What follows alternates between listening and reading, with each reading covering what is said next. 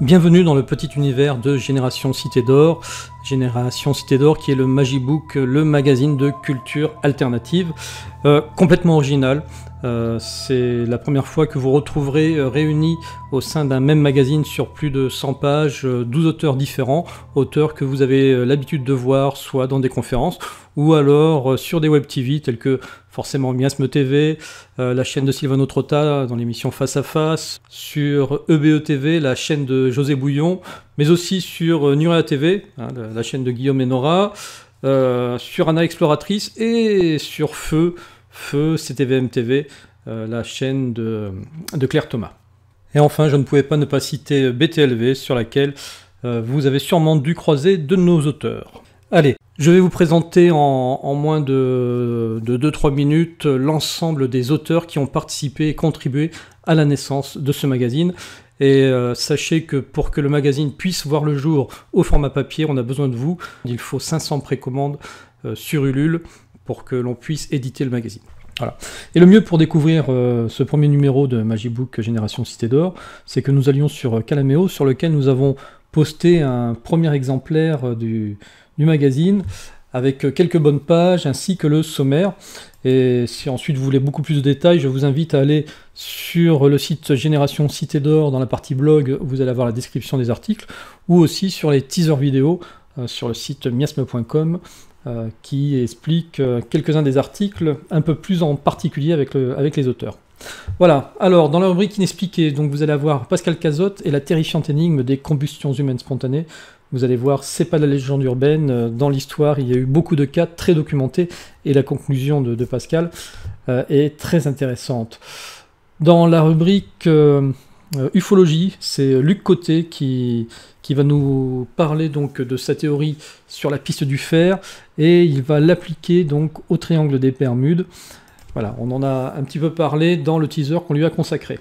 Donc nous avons ensuite l'article d'Amel Blanc sur l'été celtique, car à chaque numéro de Génération Cité d'Or, nous faisons un focus sur la façon dont des traditions ancestrales fêtent les équinoxes et les solstices. Et là, Amel s'est arrêté donc sur la fête de Belten, Lita et Lughnasadh. Et ensuite, un très long article de Marie Roca sur les enlèvements d'humains par les Bigfoot. Donc Marie Roca qui s'est spécialisée dans la culture des autres humanités, les gérants, les gnomes, les hommes sauvages velus. Et donc cet article fera partie d'une suite sur le deuxième numéro, car il est vraiment très intéressant et très fouillé.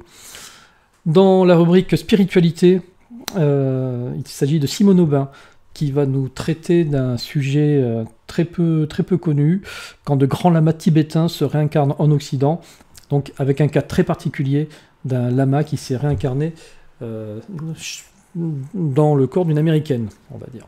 Ensuite, le carnet de voyage de Véronique Cardranva, qui nous régalera à chaque numéro de ses différents voyages à travers le monde. On part de Bretagne, pour ce premier numéro, avec le mystère en pays Bigoudin. Ensuite, il s'agit de Lilios, qui nous fera un article « Sommes-nous tous des fanatiques ?» dans la rubrique « Société », suivi de Ivan Landrea. Cette fois-ci, c'est dans la rubrique « Paranormal », concernant le syndrome de mort subite nocturne inexpliquée, et l'origine du fameux anti-héros Freddy Krueger des Griffes de la Nuit. Légendes urbaines. Alors, on n'a pas trop su où classer cet article d'Elisabeth de Caligny, qui est le dossier central de ce magazine, l'étrange forêt de Cannock Chase, tellement les cas sont variés. On va parler d'ufologie, on va parler de cryptozoologie, on va parler de tueurs en série, de petits peuples, voilà, il se passe tout dans cette forêt, et donc on l'a mis dans dans le terme générique de légende urbaine, et je vous conseille d'être attentif aux alentours du 1er ou 2 mai. Nous allons faire le teaser de cette émission, de cet article avec Elisabeth de Caligny. Ensuite vient l'article de Claire Thomas dans la rubrique médiumnité sur les vies antérieures de Johnny Hallyday. Nous en avons déjà fait un teaser, je vous invite à le regarder, c'est très intéressant.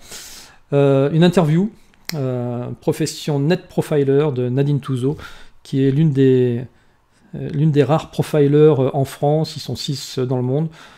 Et vous verrez, elle a une vision très, très intéressante sur la façon de lutter contre la cybercriminalité et quelle va être l'ouverture des métiers de demain pour pouvoir s'adapter à cette lutte contre cette criminalité sur le net. Et enfin, nous conclurons peut-être avec l'article de Jean-Pierre Ekma, de Matrix à Inception, à la recherche du totem caché. Alors je dis peut-être car cet article-là ne sera présent dans le numéro 1 que si nous atteignons les 750 précommandes du magazine sur le crowdfunding d'Ulule. Alors je vous rassure, hein, si les 750 précommandes ne sont pas atteintes, dans tous les cas vous retrouverez l'article de Jean-Pierre Ekma dans le numéro 2, il y sera de fait. Alors voilà, si vous voulez participer donc à ce projet Génération Cité d'Or et nous aider à lui permettre de voir le jour au format papier, je vous invite à vous rendre sur le site d'Ulule, fr.ulule.com/cité-d'or, de vous inscrire si ce n'est pas déjà fait, et puis tout simplement déjà de parcourir le détail du projet pour savoir exactement son contenu. Vous pouvez même vous rendre sur les onglets News pour avoir un peu plus de précision sur l'ensemble des teasers et des informations qu'on vous a données au fur et à mesure depuis le début du projet. Et enfin, pour contribuer, vous allez sur la colonne de droite, vous sélectionnez le format qui vous intéresse. Donc pour avoir le magazine, uniquement le magazine, vous cliquez sur la contribution à 10 €, vous sélectionnez votre pays d'origine pour les frais de port, vous cliquez sur confirmer, et à partir de là, si vous n'êtes pas inscrit, il vous proposera de vous inscrire, sinon vous vous connectez sur votre compte. Ensuite, vous sélectionnez donc votre adresse de livraison, vous faites continuer, puis vous arrivez à la page de commande, vous précisez si c'est par carte bleue ou par PayPal, et vous validez. Et une fois le seuil des 500 précommandes atteint, bien, il vous faudra encore patienter un petit peu jusqu'au 21 juin pour obtenir votre Magibook au format papier, ainsi que la version numérique. Voilà, et bien écoutez, merci de m'avoir suivi jusque-là. J'espère que vous serez nombreux à nous aider à faire vivre ce magazine. Et n'hésitez pas à partager cette vidéo, car plus vous serez nombreux, et plus les paliers atteints vous permettront de débloquer des bonus qui profiteront à tout le monde, que vous soyez dans les premiers à avoir contribué ou dans les derniers. Allez, à ciao ciao.